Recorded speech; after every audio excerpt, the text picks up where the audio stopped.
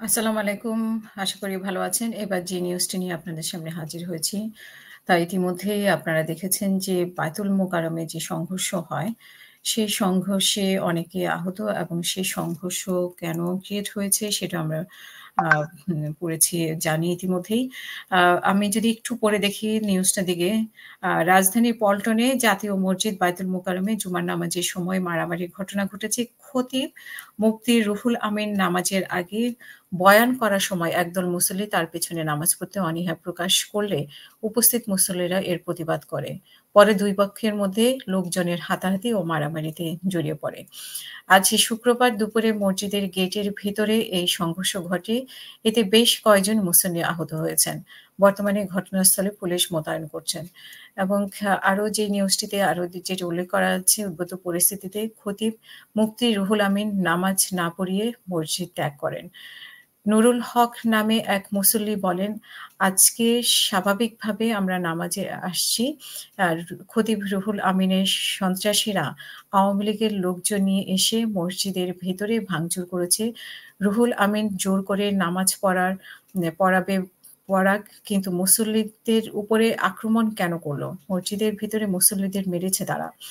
আরেক মুসল্লি বলেন যে, "আমি নামাজ পড়তে আসছি। আমার উপর আক্রমণ করা হয়। মসজিদের ভেতর থেকে কাঁচ ভাঙা আমাদের উপরে নিক্ষেপ করা হয়।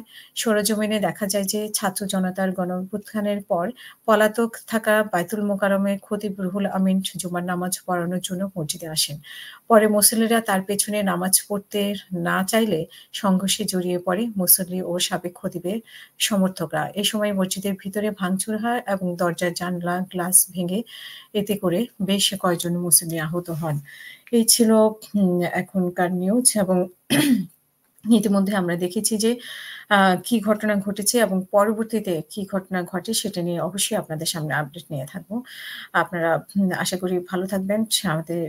আমাদের সাথেই থাকার জন্য অনুরোধ করছি এবং আমরা এই ঘটনার সুষ্ঠু তদন্ত দাবি করি।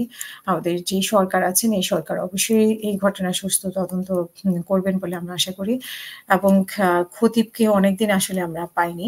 আমরা এটা নিয়ে টকশোতে আলোচনাও করেছি যে বায়তুল মোকাররমের খতিবকে পাওয়া যাচ্ছে না বা দেখা যাচ্ছে না। হঠাৎ করে উনি আজকে কোথা থেকে আসলেন এবং কেন এই ঘটনা এই ধরনের পরিস্থিতি মানে উদ্ভূত হলো, সেটা আমরা অবশ্যই পরবর্তীতে আপনাদেরকে আপডেটের মাধ্যমে জানিয়ে দেব। সবাই ভালো থাকবেন। আল্লাহ হাফেজ। আসসালামু আলাইকুম।